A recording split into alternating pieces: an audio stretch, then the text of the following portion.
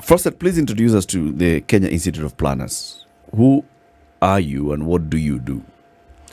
Thank you, Eric. So, as you have said, my name is Fawcett Komollo. I am an urban and regional planner. In Kenya, we also call ourselves physical planners. Okay. But in certain quarters, some people also call us land use planners, even though land use planning is just part of what we do. In other quarters as well, we also call spatial planning, planning space. And so the Kenya Institute of Planners is an association that brings together more than 2,000 planners in the Republic of Kenya.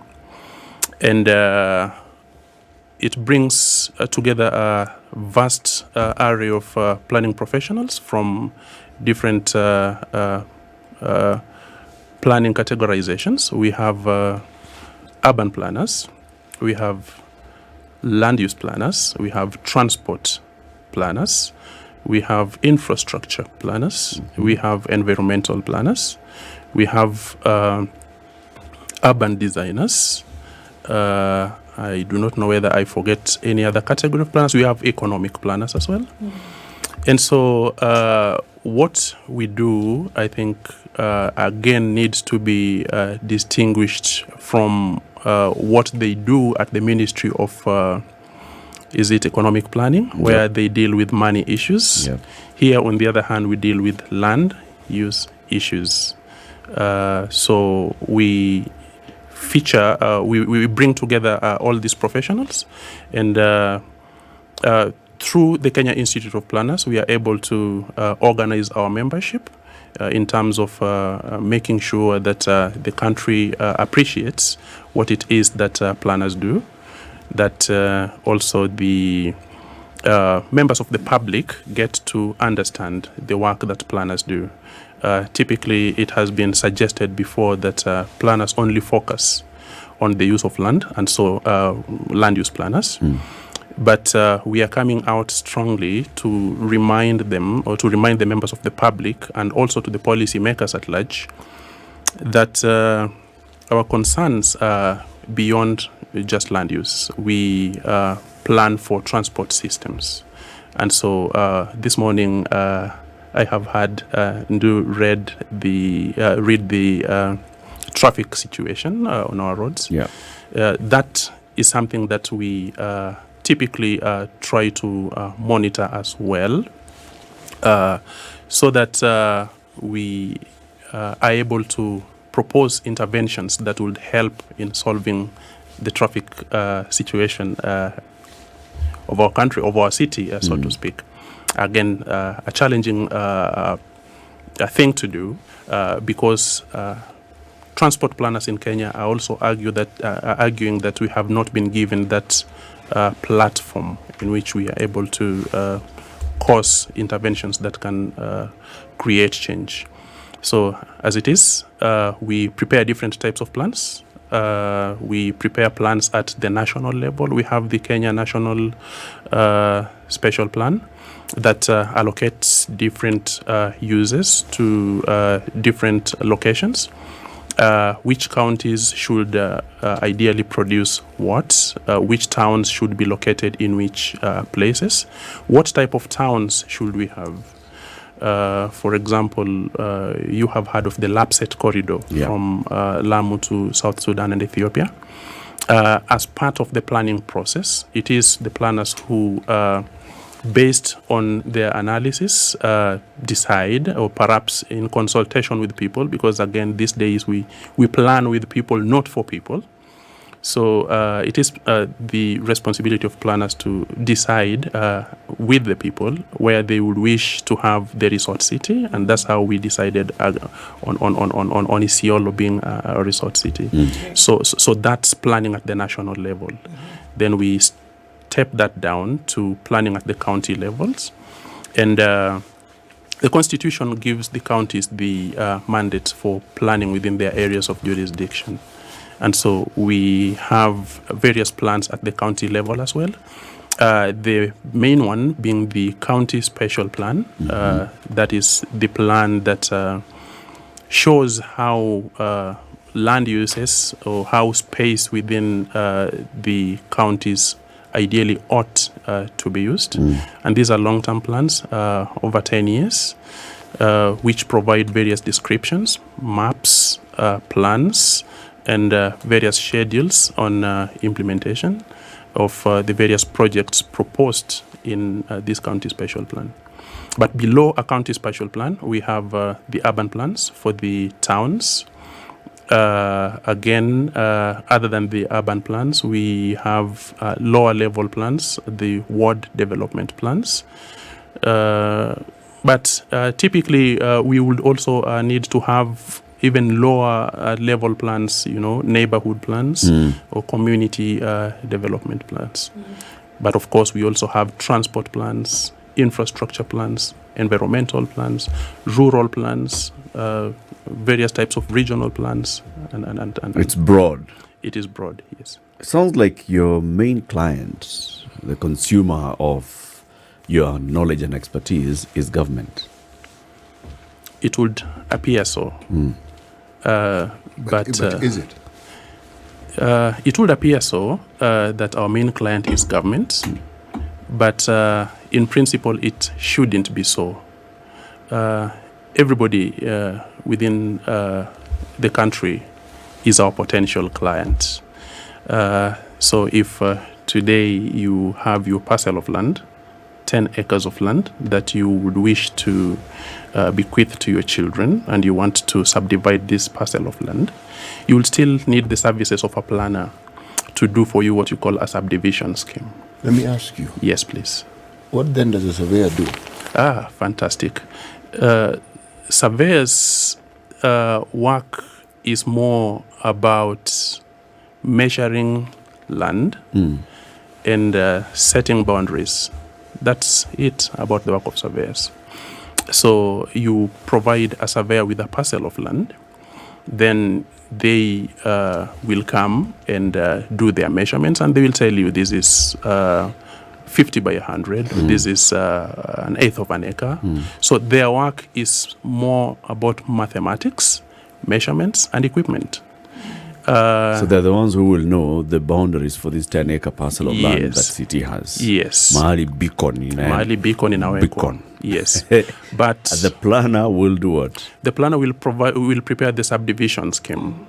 And so he's the one who will advise city that, look, your son, number one, will occupy this section, and he will use this path to get into this section. Your son, number two, will occupy this section, and he will use this path to get to this section, and stuff like that. So what happens is that subdivision scheme is what will then guide the land administration process, because based on that subdivision scheme, the surveyor will come and do the measurements and amend what we call the registry index map, the RIM, which then will be used to, provide the accurate boundaries of those parcels, and then the surveyor will come and put the beacons, and then you have your parcels registered. Now you notice that I said interesting question because in the Republic of Kenya, we have had many different parallel things happening to the extent that we have wananchi or even government in certain sections initiating subdivision of land through the land surveyor. Now, the problem with that is that the land surveyor does not pay attention to the size of roads that you ought to have. The planner will think about the access. And so the planner will say that, look, regardless of what you do, you need a minimum of maybe 9 meters, 9-meter roads, so that you do not have these parcels of land that are inaccessible like they are in very many parts of the country. And that distinguishes between the work of the planner and the work of the surveyor. We think about how to use your land. The surveyor doesn't think about how to use your land. He comes to measure it, to demarcate the boundaries, and that's about it. You demarcate use. We demarcate. Surveyors demarcate boundaries. Yes. But if we have a piece of land and it's out in the open, let's say its purpose has been changed, what they call change of user. Change of user. And it was just some open space, and you now want to make it into a town. And if it's going to be a town, then you have to have all these services, Yes. residential area. Now, so that is what you would do. You are the one who would come and say, since this is what you want to do, let the hospital be here, let the school be here. Yes. So everything we see around us, Yes. understandably, somebody has planned for it, or it has planned itself. I will take that word understandably quite loosely. Yes. Why I say this is because Yeah. I went to Nakuru yesterday, Yes. and I marveled when I got to Naivasha. There are buildings everywhere. You can barely breathe. It's on the road before you get to the town, on both sides. Building after building after building after building after building. And I was looking for just an open space. I didn't see it. Maybe it's behind those many buildings. But I marveled because they've increased. The last time on that road, I think, was a long time ago. And I thought to myself, who planned this? Now, the question I'm asking is, do you have situations where you have dwellings where people live and those things just sprout and there is no plan, or there is a plan and it has been ignored? Are there spaces which are never planned for? Yeah. Good question again. And in Kenya, there are very many spaces that have never been planned for. I would say that our uptake of planning, if you asked me, I would estimate it at so far maybe 10 or less than 10%. What? Yes, I would say less than 10%. I'd like you to pause. Yes, please. You are saying Yes. that people live in this country and in certain spaces, and the authority, whether it's the county or the national government, have not taken the bother or the time to demarcate these spaces for specific and deliberate purposes. So it's the people who get there who decide. That's what you're saying. That's what I'm saying.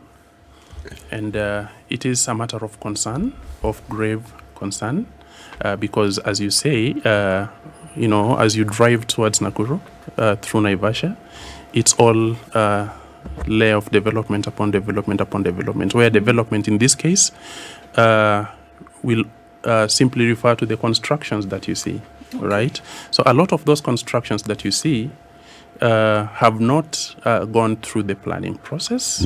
A lot of those constructions that you see have not, do not even have their architectural designs prepared by professionals and submitted to the counties for approval. Now, this is how it happens.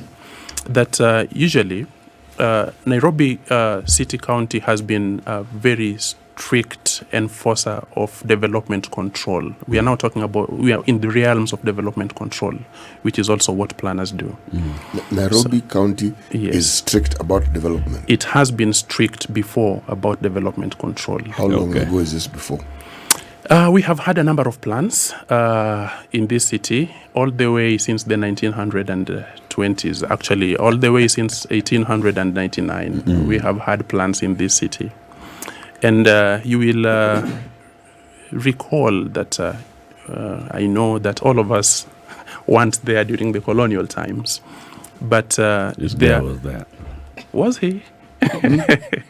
I was born before independence. Yes, but... He was there with Swinnerton. Oh, you were there with Swinnerton? Did you see me with him? That's a question to Eddie. Yeah. Anyway, what happened is we have had different plans.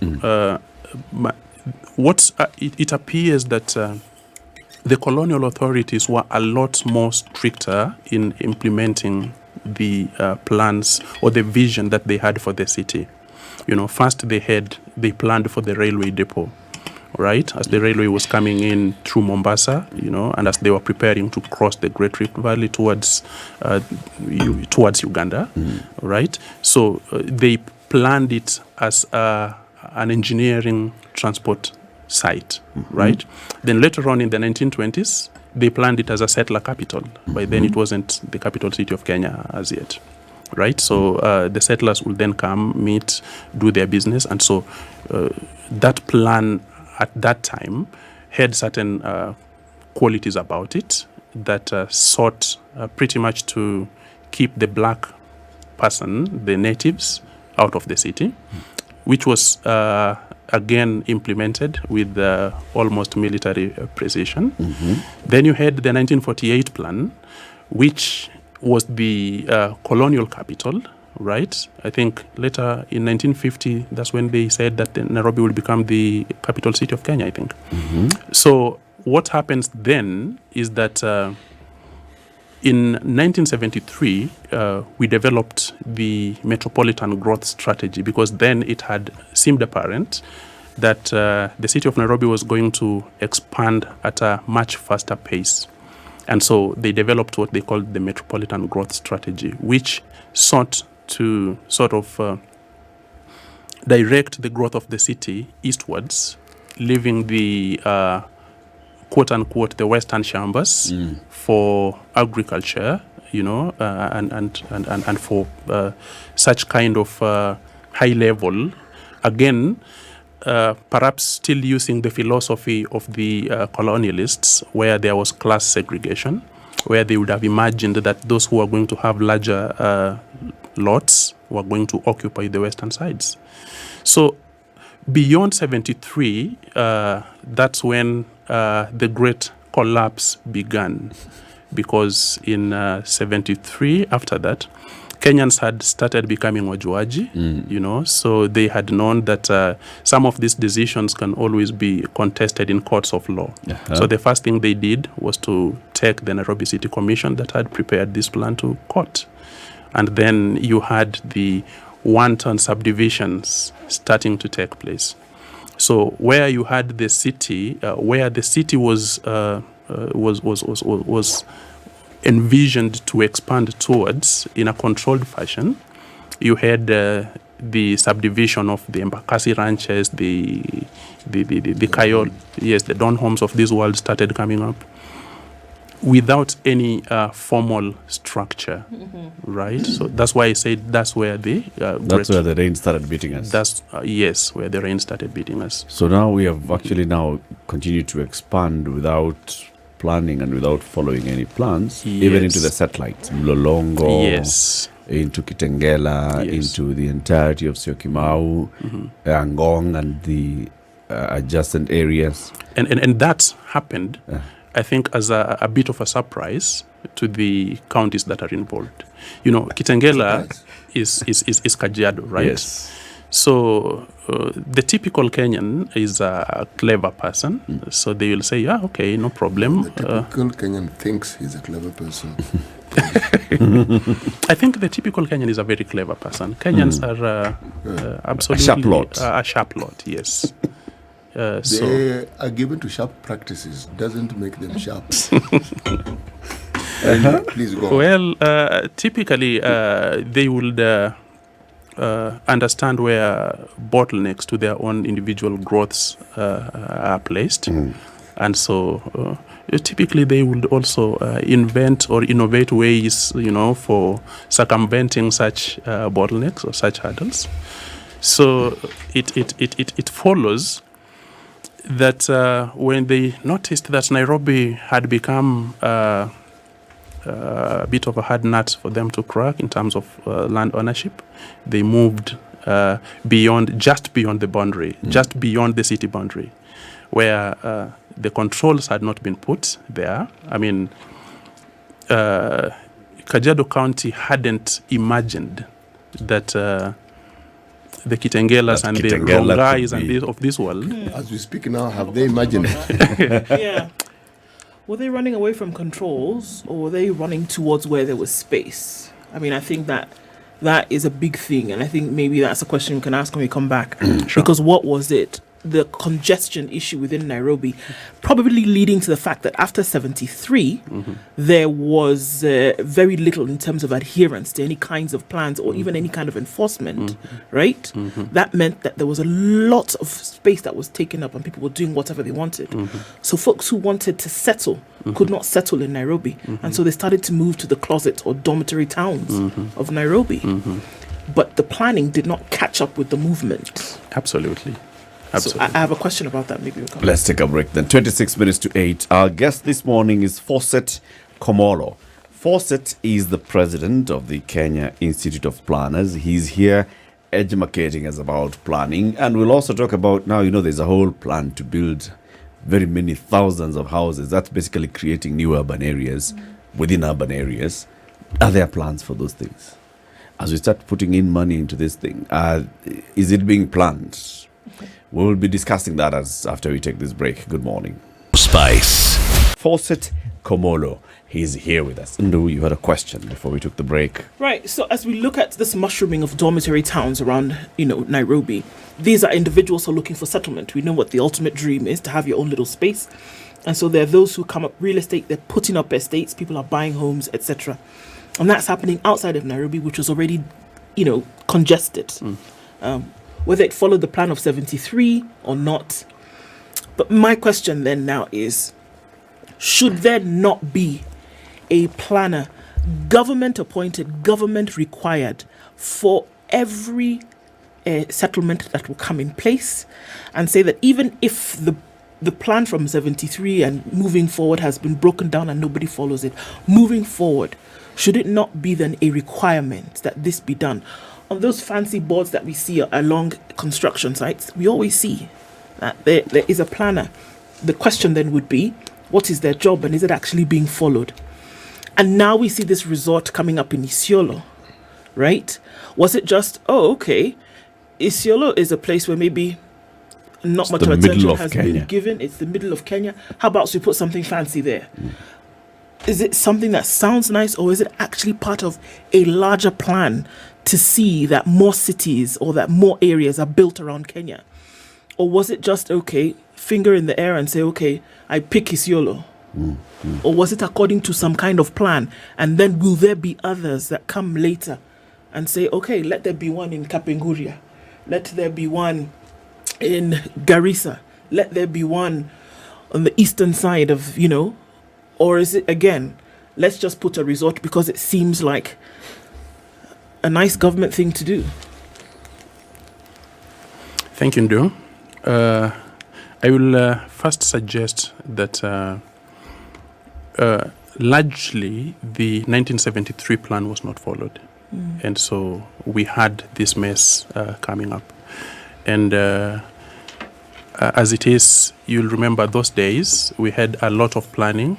First of all, planning was centralized, where the authority in charge of planning was the Director of Physical Planning, located at the house. And we had different planners located, sent to the provinces and the districts.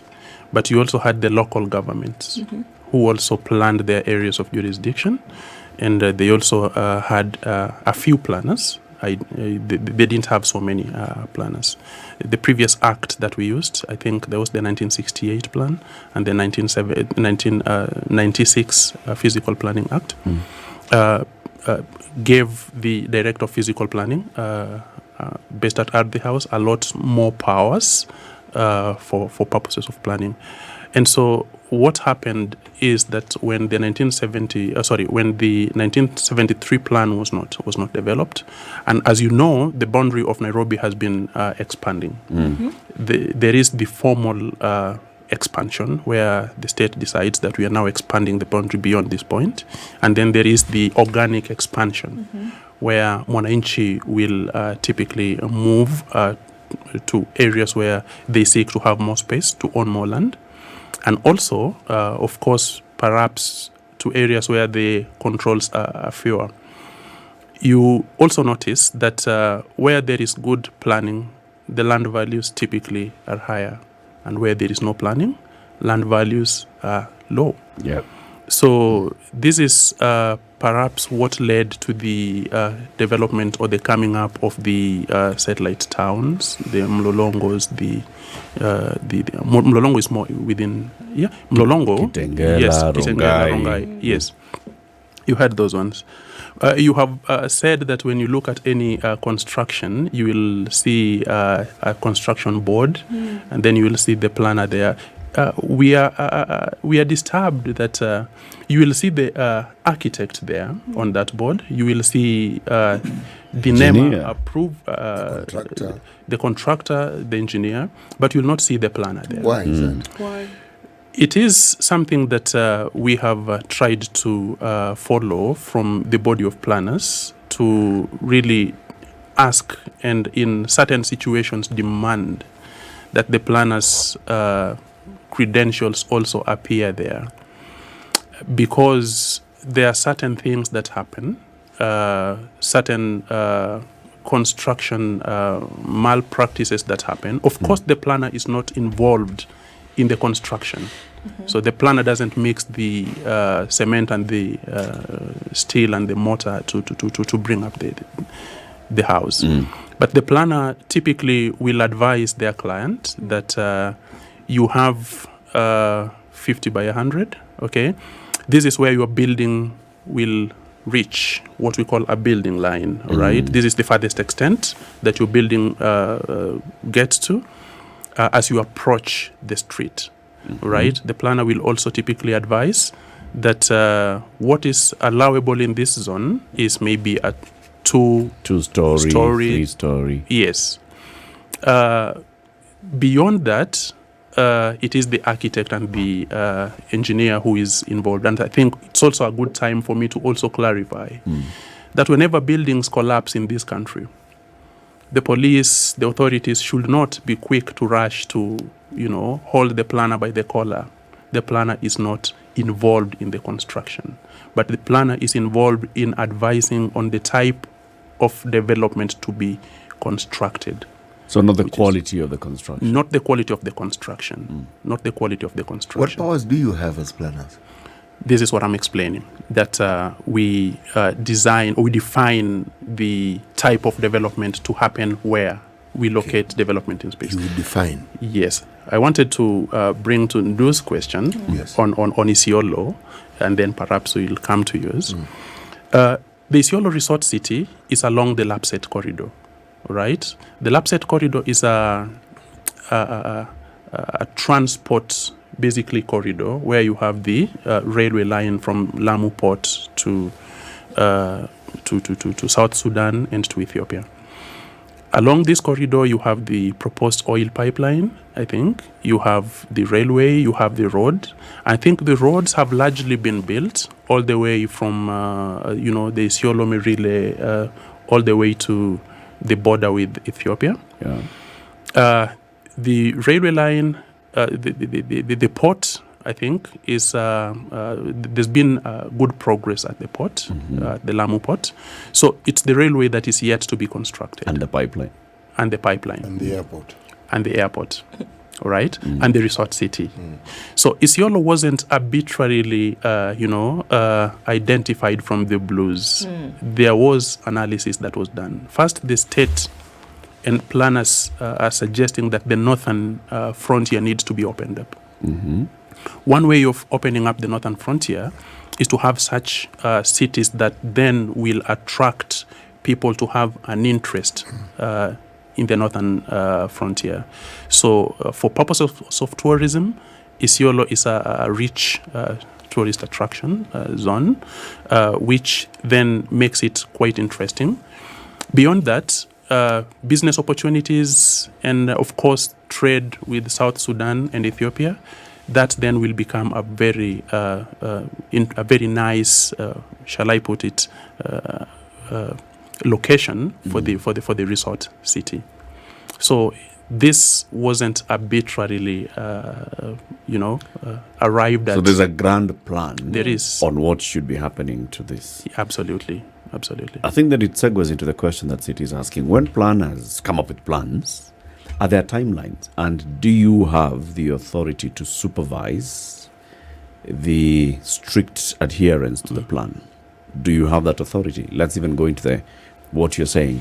So you will plan and advise a developer, this is what you ought to do with this piece of land based on the plans that are in place, based on what's in law, based on everything else. This is what you're supposed to do. You're doing these things at the very beginning of the project.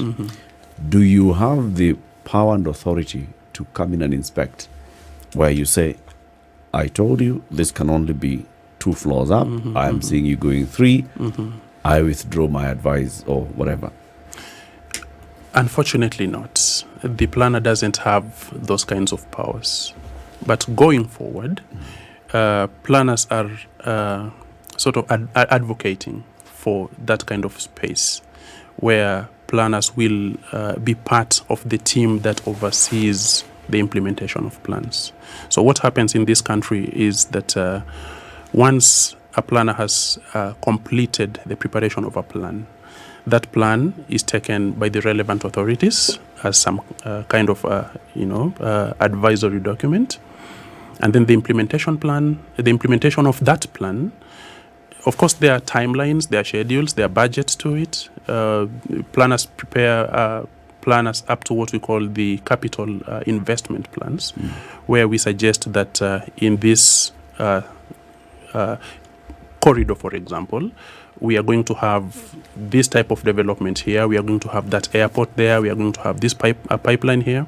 Unfortunately, when it comes to implementing the airport, the pipeline, the resort city, the port facilities, the planner is typically not involved.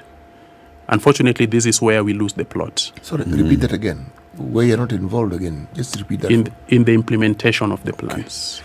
Is there a time and a space where the institute has ever taken whichever authority, whether it's a local authority, the county government or the national government, to court for abrogating a plan that had actually been instituted and had been agreed upon?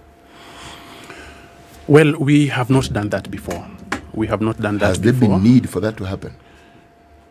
Increasingly there is need, but we shall put it this way, that we have planners at different locations. We have planners in the national government.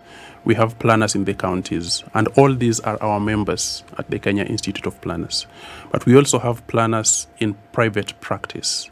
Now, the typical planner who will prepare Eric's subdivision scheme is the planner in private practice, right? But of course, Eric is also free to request for information from the planners located at the county. Yeah. Now, what happens is when plans are not implemented, we also know that our colleagues who are in government, county governments or the national government, are not involved, right? So you find it to be a situation where we will go to court and basically we will take our colleagues who are not perhaps involved, to court. Paraded to court. Yes, for not adhering to the plans, Ideally, I think going forward, we will need to develop frameworks, for doing what city says, where we will seek to hold county governments accountable, to follow the implementation of plans. These buildings that fall under the category of affordable housing, yes, that the government has been talking about, given the numbers that they're talking about and the population that is likely to reside in these places, would it be safe to assume that planning really needs to be involved in all this? Absolutely. And if, again, we assume that they've been involved, there's the guarantee of understanding that what they've planned for will be implemented. Because it's not just buildings coming up, it's everything else that goes with it. Yeah. If you have that number of people in one place, what about the social amenities? What about even the infrastructure to handle sewer, Yes, water, to bring in water into these roads, markets, bus stops. Because doesn't it become very difficult to do these things after the fact? That if you have people who've already settled down in areas and then government wants to come in later and institute a sewer system, for example, I mean, it's total disruption of everything. And how do you actually do that? It becomes extremely expensive to come in later. And is it not then necessary to have some level of enforcement when it comes to these things? Because I figure that cities that have been planned down to the T, it becomes a thing of enforcement. You do not adhere to the plan, you do not construct. Very simple. Can we get to that point? You speak like a plan and do. Well, my day job. You say cities that are planned down to a T. It is enforcement, really. In Nairobi, for example, we have the plan that we call the new plan, Nairobi Integrated Urban Development Plan. This is the plan that was prepared in 2013 by the JICA study team, which did a very good, produced a very good plan, a wonderful plan, so to speak. This plan advocated, among other things, for urban renewal in certain inner city areas. So it is in some of these sites for inner city sites where urban renewal ideally ought to take place, where some of these affordable housing schemes are taking place. And I agree with you that the planner needs to be involved from the beginning so that we do not think about the shelter, the houses, the units, right? We ideally need to start thinking about the correct order of things. Ideally, what needs to happen, and I think as Ndu says, we need to have the infrastructure systems laid there first, right? And this has happened before, when we had the infrastructure systems laid, we called that, I think it was a World Bank guided framework. It was called the Site and Services Scheme, where they offered the site, the state offered land, then there was money and the services were provided, water, sewer, etc. So all people needed to do was to build the units. Right? Unfortunately, that also went haywire because our people with their entrepreneurial spirit also, instead of building proper shelter, built in the approved locations, but proceeded to then add the so-called extension upon extension upon extension. Extension. Yes, until today you have So, slums. Mr. President, directly answering the question, have you seen any plans for this new affordable housing projects in Nairobi and in all other urban areas across the country? Because this is to take place across the country. I have been privileged to see for some sites, some of the master plans prepared for some of these sites. Unfortunately, again, I come from the school of thought that before you locate that, scheme in its location, before you locate it at... Before you say that's going to be in South Sea. Yes. Ideally, you need a higher level plan, right, which is a step down of the Nairobi Integrated Urban Development Plan. So that you say that you do a zone by zone kind of planning. This is what we call a zoning plan, where you say that here, specifically, you will have this type of houses, you will have this type of mall, this type of commercial facilities. You will set aside this percentage of land for children's playground. You will have these types of streets and stuff like that. And then within that framework, then you locate your affordable housing scheme. One that can fit all those things. Yes. Unfortunately, what we have done is a kind of beacon to beacon framework for development of the affordable housing scheme, so that it doesn't think about the traffic situation beyond the bounds of that scheme. So you are thinking about perhaps 2,000 people, as an estate of maybe 2,000 people. Perhaps you have provided for nursery school or an ECD center within that. Ideally, that would follow. Perhaps you have provided for some small children's playground, but you have not thought about the larger, where are the primary schools? Yeah. Okay, where are the main playgrounds? Yeah. Where are the secondary schools? How is this single development going to plug into the rest of the city? We have failed to do that. And is it too late? It is not too late. It is not too late, even though the process of correcting some of the wrongs is a longer one. Might be a longer one. Here's the challenge as we conclude. You're the president of the Kenya Institute of Planners, okay? Now, you have a responsibility as the professionals to actually make sure that things are done the right way. If things are not done the right way, then there's nobody else. We cannot raise that issue. Citizens can't. Architects will not. It is the planners who ought to make sure that these things are done the right way. You are an institute. You have a framework. Engage. So all those things that you're telling us, they are unfortunate.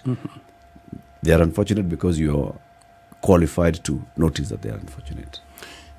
Yes. That's a good point to raise, and I will take that as a critique. Chin up. My concern will be that we have failed to do this because of the prevailing conditions, but increasingly we are becoming a lot more assertive. Very good. And asking the relevant authorities that, look, where you need planners, please have them. And planners are not just supposed to be based at the counties. You have all these different parastatals, the Kenya Airports Authority, the Kenya Ports Authority, Kenya Railways. All these, they need organizations need planners. Bona President, thank you very much for joining us. Fawcett Komollo is the president of the Kenya Institute of Planners. He's been our guest this morning. This is the Situation Room, the only way to start your